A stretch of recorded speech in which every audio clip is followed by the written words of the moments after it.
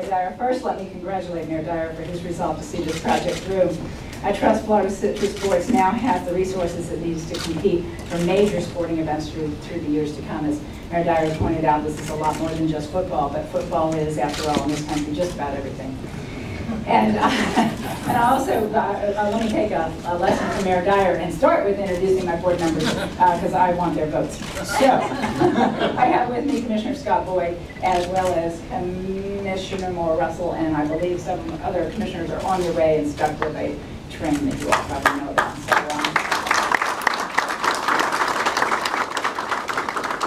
I generally don't count votes before we have them, but I'm pretty sure that we have the votes that we need.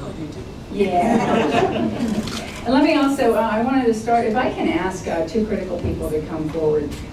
Steve Hogan, where are you, Steve? Oh, good, okay. And I also want to mention Rich Maladucky, because the support that we had from the hotel industry early on, prior to 2007, has enabled us to come together as a community with this source of revenue. So thank you.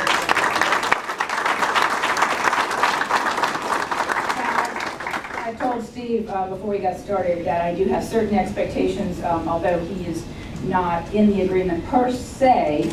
I know that I would certainly like to see another FSU Notre Dame game, and I'm pretty sure that Mayor Dyer would like to see a Florida-Miami game. So pencil that in as our expectations, if you would. And as so many like to focus, it's just our human nature, I guess. We like to focus on the differences, and there's been a lot of focus on disagreements between the city and the county over the years. Those are usually personified through Mayor Dyer and the mayor of Orange County, in this case, me and my newly elected capacity. But less focused perhaps, or maybe our memories are shorter when it comes to the partnerships that we've forged. And we have a lot more common goals, and we've done a lot more together. We're united by our desire to make this a better community. And when I look at the partnerships between the city and the county since Mayor Dyer took office, which happens to be about the same time that I came on the commission, we've partnered together for Medical City, we've partnered together for Sunrise, and of course, as we're here today, we've partnered together for all of these venues. And so I would just take this opportunity to just reflect on the great partnership that we have enjoyed here between the city and the county. Today's agreement allows us to move forward on renovations at the Citrus Bowl, and it's just obviously another example of those great partnerships. And it's a big deal. But big deals are always tough to negotiate. And so I think as we see the struggles that go on and the back and forth, as Mayor Dyer defines what is necessary for the city and I define what is necessary for the county, you can expect that. But what happens when you put great teams and great professionals, Mayor Dyer, your professional staff, our professional staff, I want to take a minute to commend them for the work that they did in drafting this agreement, because it has met our needs. It meets the need that was critical to me for the county, and that is to preserve the funds that we need for renovations to the convention center. The convention center is in so many ways, it's the cash cow that helps to generate the revenues that helps provide for these venues. So I appreciate the hard work of your staff and my staff.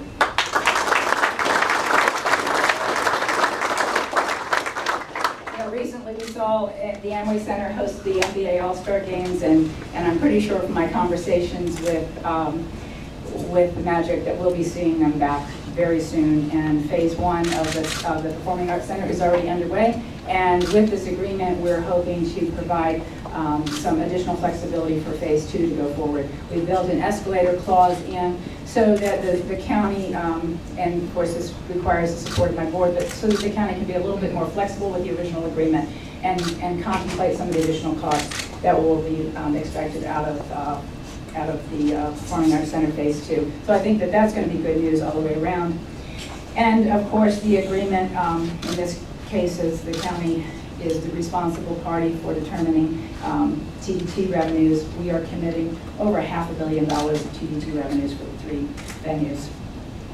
So today I'm supporting several amendments to the community venues agreement that will allow for the renovations. It's important to note, though, as I said earlier, that what was most crucial to the county in coming into this is that this no way impacts our planned improvements for the convention center.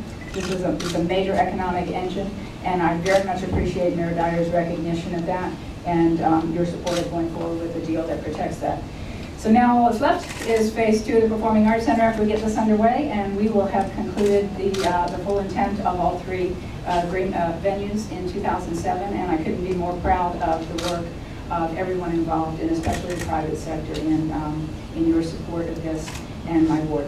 I intend to present this board the agreement in 2 weeks, and I think Mayor Dyer plans to do the same. We're going to sign a football here in a minute to reflect our support for it, and I'm hoping that these footballs, at least one of them, ends up in the History Center, and I was thinking that perhaps, I don't think that we can carve out a urinal, but maybe a picture of a urinal along with the football to signify Orange County and the city of Orlando working together to solve one of our biggest challenges. Thank you.